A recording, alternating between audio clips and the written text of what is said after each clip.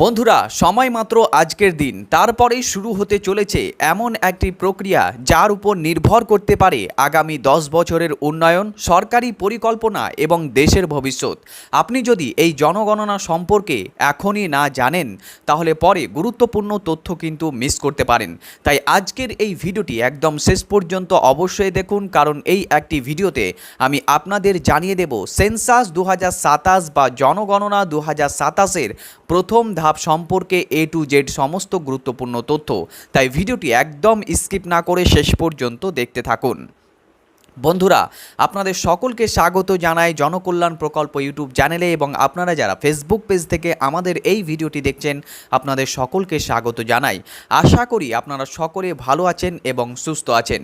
বন্ধুরা, আজকের ভিডিওটি অত্যন্ত গুরুত্বপূর্ণ, কারণ আজ আমরা এমন একটি বিষয় নিয়ে আলোচনা করতে চলেছি যেটা শুধুমাত্র একটি সাধারণ সরকারি সার্ভে নয়, বরং আগামী দিনের ভারতবর্ষের উন্নয়ন পরিকল্পনা, জনসংখ্যার হিসাব, বিভিন্ন সরকারি প্রকল্পের পরিকল্পনা এবং প্রশাসনিক সিদ্ধান্তের অন্যতম ভিত্তি হতে পারে।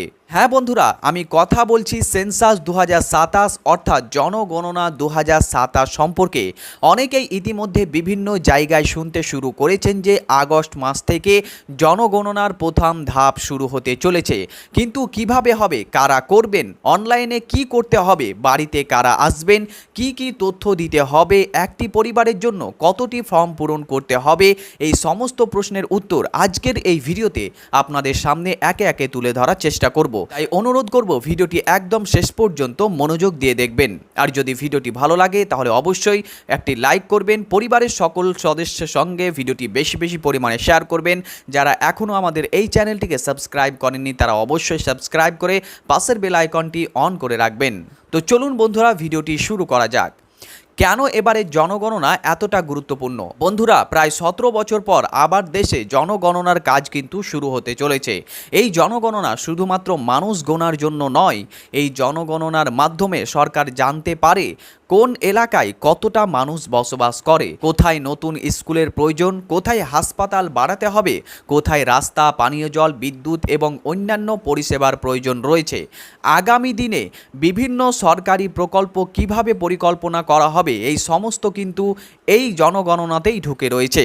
অর্থাৎ সরকারের দীর্ঘমেয়াদী পরিকল্পনার একটি গুরুত্বপূর্ণ ভিত্তি হলো এই জনগণনার তথ্য।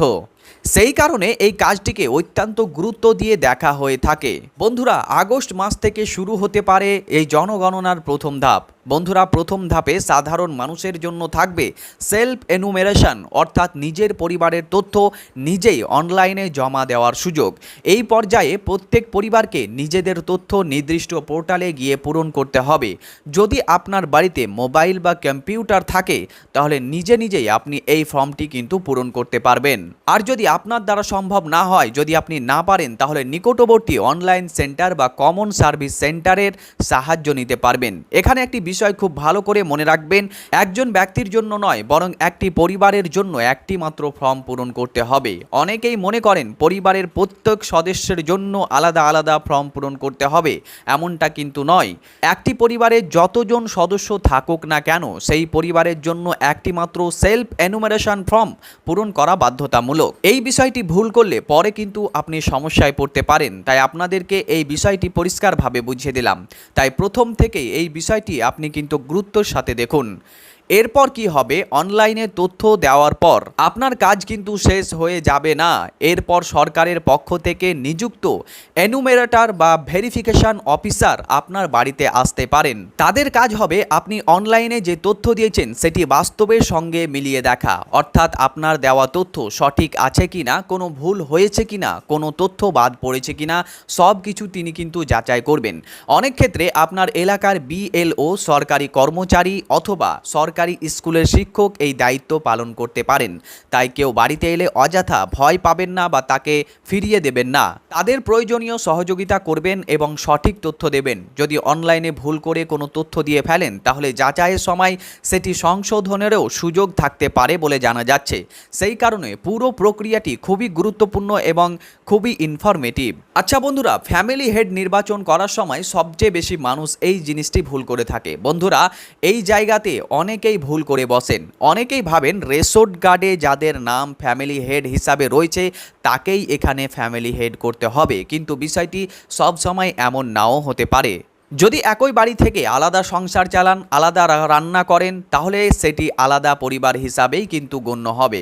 অর্থাৎ একই রান্নাঘর, একই সংসার, একই খাবার, যারা একসঙ্গে থাকেন তাদের একটি পরিবার হিসাবে ধরা হবে। সেই পরিবারের একজনকে ফ্যামিলি হেড হিসাবে কিন্তু নির্বাচন করতে হবে। তিনি পুরুষও হতে পারেন অথবা মহিলাও হতে পারেন, তাই তাকেই কিন্তু আপনি ফ্যামিলি হেড করবেন। এই অংশটি খুবই গুরুত্বপূর্ণ, কারণ ফ্যামিলি হেড ভুল নির্বাচন করলে পরবর্তী তথ্যের সঙ্গে অসঙ্গতি তৈরি হতে পারে। এই বিষয়টি আপনি বিশেষভাবে কিন্তু মাথায় রাখার চেষ্টা করবেন। এবার জেনে নেওয়া যাক ফর্ম পূরণের সময় কোন বিষয়গুলো সবচেয়ে বেশি গুরুত্বপূর্ণ। বন্ধুরা, এখন আমি এমন কিছু গুরুত্বপূর্ণ বিষয় বলবো যেগুলো না জানলে অনেকেই ফর্ম পূরণ করার সময় বিশেষভাবে ভুল করে ফেলতে পারে, তাই এই অংশটি অবশ্যই আপনি মনোযোগ দিয়ে শুনুন। একটি মোবাইল নাম্বার দিয়ে একটি পরিবার, প্রথমেই বলে রাখি, যখন আপনারা সেলফ এনুমেরেশন ফর্ম পূরণ করবেন তখন একটি মোবাইল নাম্বার ব্যবহার করতে হবে। এখানে একটি গুরুত্বপূর্ণ নিয়ম কিন্তু রয়েছে। একটি মোবাইল নাম্বার শুধুমাত্র একটি পরিবারের জন্যই ব্যবহার করা যাবে, অর্থাৎ একই মোবাইল নাম্বার দিয়ে দুটি আলাদা পরিবারের ফর্ম পূরণ করা কিন্তু যাবে না। তাই যে মোবাইল নাম্বারটি ব্যবহার করবেন সেটি আগে থেকেই ঠিক করে রাখবেন এবং সেই নম্বরটি সচল রাখবেন, কারণ সচল না রাখলে কোনো কিছু যদি পরবর্তীতে দরকার পড়ে বা প্রয়োজন হয় বা আইডি সেই নম্বরে আসতে পারে, তখন কিন্তু আপনি সেটা হারিয়ে ফেলতে পারেন। তাই পরবর্তীতে প্রয়োজনীয় তথ্য এবং আইডি সেই নম্বরে কিন্তু আসবে, যার কারণে আপনাকে সঠিক নাম্বারটি, সচল নাম্বারটি দিতে হবে। ফর্ম জমা দেওয়ার পর কি হবে বন্ধুরা? ফর্ম সফলভাবে জমা দেওয়ার পর আপনার মোবাইলে একটি সেন্সাস আইডি তৈরি হবে। বন্ধুরা, এই আইডিটি অত্যন্ত গুরুত্বপূর্ণ। অনেকেই ফর্ম পূরণ করার পর স্ক্রিনশট না নিয়ে বেরিয়ে যান, পরে আবার সমস্যায় পড়েন। তাই আপনাদের অনুরোধ করব, সেন্সাস আইডি যেটি হবে সেটার কিন্তু আপনি স্ক্রিনশট নিয়ে রাখবেন এবং সম্ভব হলে সেটিকে একটি কাগজেও আপনি কিন্তু লিখে রাখবেন পরবর্তীর জন্য। পরিবারের অন্য একজন সদস্যকেও জানিয়ে রাখবেন, যাতে করে তিনি যদি কোনো ব্যক্তি আসেন বা আপনি বাড়িতে না থাকেন তাহলে কিন্তু সেটা সে দিতে পারবে। কারণ পরে যখন সরকারি এনুমেরেটর আপনার বাড়িতে আসবেন তখন কিন্তু সেই আইডিটি চাইতে পারেন এবং সেই আইডিটি চাওয়ার পর সেটাকে তারা কিন্তু ভেরিফাই করবেন। এবার আসি সবচেয়ে গুরুত্বপূর্ণ অংশে, কি কি প্রশ্ন করা হতে পারে। বন্ধুরা, অনেকেই ভাবছেন ফর্মে কি লিখতে হবে, অর্থাৎ আপনাদেরকে যে ফর্মটি দেওয়া হবে সেখানে কি কি টাইপ করতে হবে, কি কি লিখতে হবে। বন্ধুরা, এখানে কিন্তু অনেক কিছুই টাইপ করতে হবে এমনটা জানা যাচ্ছে। ইংরেজিতে হবে নাকি বাংলাতে হবে সেটাও আপনাদের মনে অনেকেরই প্রশ্ন। আমি আপনাদেরকে বলে রাখি, অধিকাংশ ক্ষেত্রে প্রশ্নগুলো অপশন আকারে থাকে, অর্থাৎ আপনাকে বড় বড় কিছু লিখতে হবে না, শুধু আপনাকে যেটা সঠিক সেই অপশনটি কিন্তু নির্বাচন করতে হবে। আপনারা যেমন পরীক্ষায় টিক চিহ্ন দিয়ে যা প্রশ্নগুলো নির্বাচন করেন, ঠিক সেরকমই কিন্তু এখানে টিক চিহ্ন দেওয়ার সিস্টেম রয়েছে। এখন একে একে দেখে নেওয়া যাক কোন ধরনের তথ্য আপনার কাছে চাওয়া হতে পারে, অর্থাৎ কি কি প্রশ্ন সেই জায়গাতে থাকতে পারে সেটা আপনাদের সামনে কিন্তু একটু তুলে ধরছি। বন্ধুরা, প্রথম নম্বর অর্থাৎ 1 নম্বরে বাড়ির নম্বর। প্রথমে আপনার বাড়ির নম্বর চাওয়া হতে পারে। যদি আপনার বাড়ি সরকারি নাম্বার থাকে তাহলে সেটি অবশ্যই আগে থেকে জেনে রাখুন। প্রয়োজনে আপনি পঞ্চায়েতে বা পৌরসভা অফিস থেকে এই জিনিসটি কিন্তু নিশ্চিত করতে পারেন। অর্থাৎ প্রথম নম্বর প্রশ্নে আপনার বাড়ির নাম্বারটি চাওয়া হতে পারে। দ্বিতীয় নম্বরে আপনাকে বলা হতে পারে যে আপনার বাড়ির মেঝে কেমন, আপনার বাড়ির মেঝে সিমেন্ট, টাইলস, মার্বেল, ইট নাকি অন্য কিছু বা কাঁচা মাটি দিয়ে তৈরি, এমনটা কিন্তু আপনাকে বলা হতে পারে এবং যে অপশনটি আপনার জন্য প্রযোজ্য, অর্থাৎ আপনার বাড়িতে যেরকম মেঝে আছে সেই রকমটা কিন্তু আপনি নির্বাচন করবেন। তৃতীয় নম্বরে আপনার বাড়ির দেওয়াল কি দিয়ে তৈরি। এরপর জানতে চাওয়া হতে পারে যে আপনার বাড়ির যে দেওয়ালটি রয়েছে সেটা কি দিয়ে তৈরি, সেটা কি ইটের তৈরি নাকি খড় মাটির তৈরি নাকি কংক্রিটের তৈরি নাকি শুধু মাটির তৈরি নাকি বাঁশ দিয়ে তৈরি নাকি কাঠ দিয়ে তৈরি অথবা আরও অন্য কিছু দিয়ে তৈরি। তো এই জিনিসটা আপনাকে কিন্তু জানতে চাওয়া হবে এবং আপনার বাড়ির যেমনটা দেওয়াল হবে সেটা কিন্তু আপনি নির্বাচন। বন্ধুরা, চতুর্থ নম্বরে আপনার কাছে জানতে চাওয়া হবে আপনার ছাদ কি দিয়ে তৈরি। ছাদ কি আরসিসি নাকি টিন নাকি অ্যাডভেস্টার নাকি টাইলস নাকি খড় অথবা অন্য কোনো উপাদানের তৈরি, সেটাও কিন্তু জানতে চাওয়া হবে। আপনার যেটা হবে সেটা আপনি কিন্তু সঠিকভাবে নির্বাচন করবেন। বন্ধুরা, 5 নম্বরে বাড়িটি কি কাজে ব্যবহার করা হয়। এটা কিন্তু খুবই গুরুত্বপূর্ণ। আপনার বাড়িটি কি দিয়ে তৈরি, কি কাজে ব্যবহার করা হয়, শুধুমাত্র শুধুমাত্র কি থাকার জন্য, নাকি দোকান হিসাবে ব্যবহার করা হয়, নাকি অফিস, নাকি বাসা, নাকি ব্যবসা, নাকি একসঙ্গে বাড়ি এবং দোকান দুটোই, সেটিও কিন্তু জানতে চাওয়া হবে। যেটা আপনার জন্য সঠিক হবে সেটাকে কিন্তু আপনি নির্বাচন করে নেবেন। এবার জানতে চাওয়া হবে আপনার বাড়ির বর্তমান অবস্থা কী। 6 নম্বরে এখানে জানতে চাওয়া হতে পারে বাড়িটি কি ভালো অবস্থায় আছে, সাধারণ অবস্থায় আছে, নাকি মেরামতের প্রয়োজন রয়েছে। এই বিষয়টি কিন্তু জানতে চাওয়া হবে। যেটা বাস্তব অবস্থা হবে সেটাই কিন্তু আপনি সেখানে টিক দিয়ে জানিয়ে দেবেন। 7 নম্বরে আপনার কাছে জানতে চাওয়া হবে পরিবারের মোট সদস্য কত। আপনার পরিবারের নিয়মিত সদস্য কতজন, অর্থাৎ কতজন আপনারা একসাথে থাকেন, 2 জন, 4 জন, 6 জন বা তার থেকেও বেশি। যে অপশানগুলো থাকবে যেটা আপনার জন্য প্রযোজ্য হবে সেটা কিন্তু আপনি সঠিকভাবে নির্বাচন করে নেবেন। যদি আপনার কেউ বাইরে চাকরি করলেও যদি নিয়মিত একই পরিবারের সদস্য হিসাবে থাকেন তাহলে সেই অনুযায়ীও কিন্তু আপনাকে তথ্য দিতে হবে, কোনো কিছুই কিন্তু লোকা যাবে না। 8 নম্বরে পরিবারের প্রধান, এরপর পরিবারের প্রধান সম্পর্কে তথ্য দিতে হবে।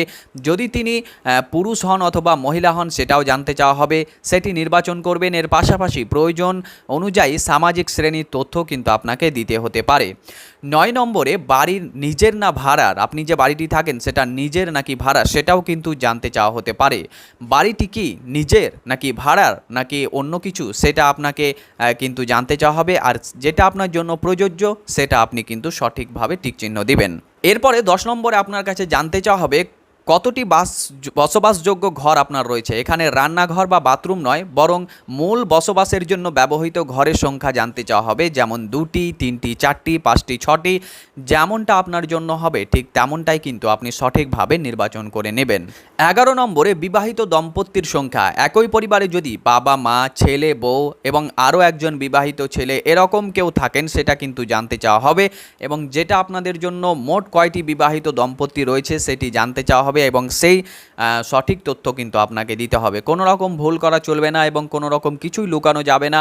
আপনার পরিবারের কাঠামো বোঝার জন্য কিন্তু এটা খুবই গুরুত্বপূর্ণ, তাই এই জিনিসটি কিন্তু জানতে চাওয়া হয়েছে, তাই আপনি অবশ্যই সঠিক চিহ্ন দিবেন। এবার জেনে নিন বাকি গুরুত্বপূর্ণ প্রশ্নগুলো কি। বন্ধুরা, এখন আমরা বাকি প্রশ্নগুলোর বিষয়ে আলোচনা করব। এই প্রশ্নগুলো সমান গুরুত্বপূর্ণ, তাই মনোযোগ দিয়ে শুনবেন।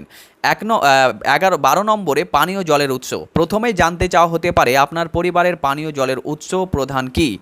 যেমন বাড়ির কলের জল বা সরকারি ট্যাপ বা টিউবওয়েল বা কুয়ো বা ঝর্ণা বা নদী, আপনি কোন উৎস থেকে পানি ব্যবহার করেন সেটা কিন্তু জানতে চাওয়া হবে। যেটা আপনার জন্য প্রযোজ্য, যেটা আপনি ব্যবহার করেন সেটাই কিন্তু আপনি সঠিকভাবে নির্বাচন করে নেবেন। এরপর আরও একটি প্রশ্ন থাকতে পারে, এই পানীয় জলের উৎস আপনার বাড়ির ভেতরে, বাড়ির আশেপাশে নাকি কিছুটা দূরে। যদি দূরে হয় তাহলে কতটা দূরে, এই তথ্য কিন্তু সঠিকভাবে আপনাকে দিতে হবে।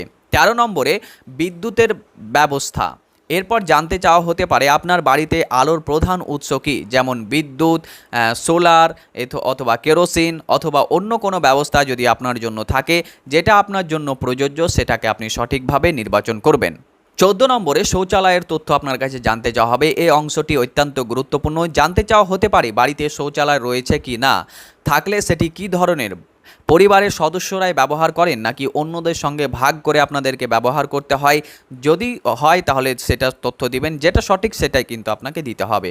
15 নম্বরে নিকাশি ব্যবস্থা, এরপর প্রশ্ন আসতে পারে আপনার বাড়ির নোংরা জল বা বর্জ্য জল কোথায় যায়। যেমন খোলা নালা, ঢাকা নালা, সেপটিক ট্যাঙ্ক অথবা অন্য কোনো ব্যবস্থা যেটি আপনার ক্ষেত্রে প্রযোজ্য সেটি কিন্তু আপনি নির্বাচন করবেন।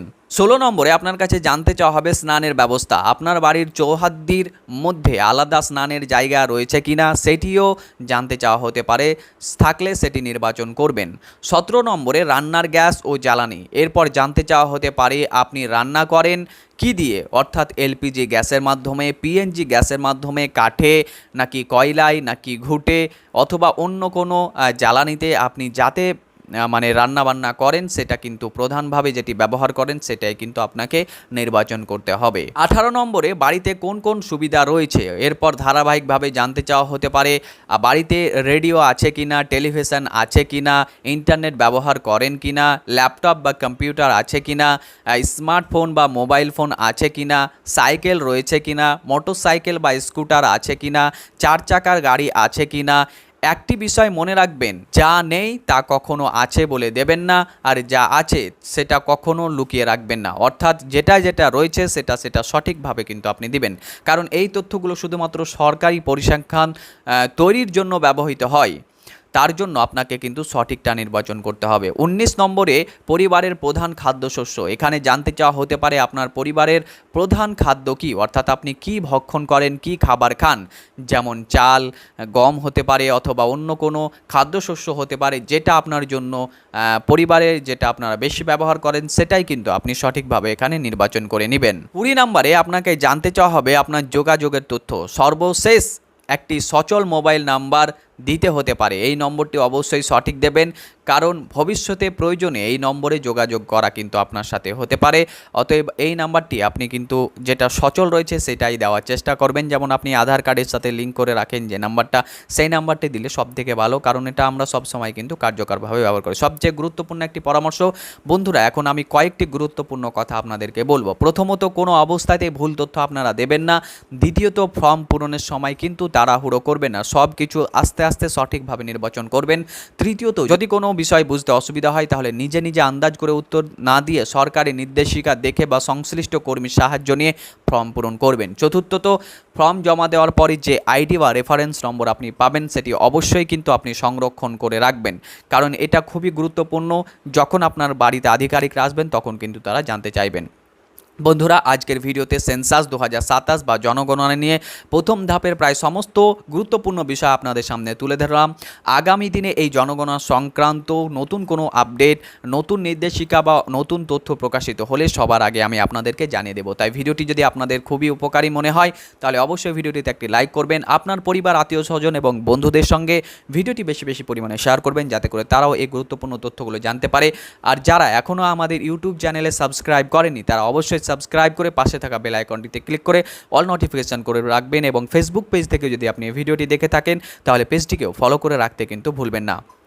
আজ এই পর্যন্তই। ভালো থাকবেন, সুস্থ থাকবেন। আপনাদেরকে অসংখ্য ধন্যবাদ।